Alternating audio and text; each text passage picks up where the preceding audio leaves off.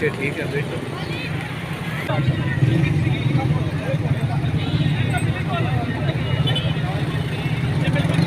की तरह जिले में भी आकायद जहाँ हज़रत मोहम्मद मुस्तफ़ा सल्लल्लाहु अलैहि वसल्लम मसले अक़ीदत और एहतराम के साथ मनाया जा रहा है।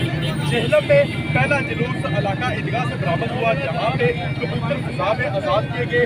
इस वक्त मैं ज़्यादा चौक में मौजूद हूँ, जहाँ साबिक़ मेंबर सूबाई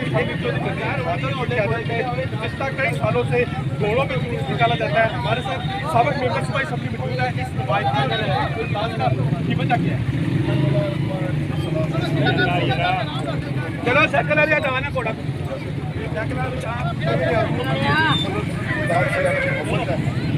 रवायत मेरे वाले साहब और जो बढ़िया वाले उन्होंने ये घरमाला से हमारे रोड पर मैं घोड़ों का ज़्यादा शौक से पिछले 18 साल से 19 साल से यहाँ से भी निकल रहा है हमारा, और सब घोड़ सवार जितने भी खेलम के हैं वो इकट्ठे हो गए हैं। हालांकि इस साल हमारा प्रोग्राम कैंसिल था क्योंकि गर्मी की शिद्दत बहुत ज़्यादा हो गई है। घोड़े जो है वो इस गर्मी में हम सवारी नहीं करते, मगर आज जहाँ तक दोस्तों ने इसरार किया कि नहीं, नज़दीक तरीन वाले लोग आ गए।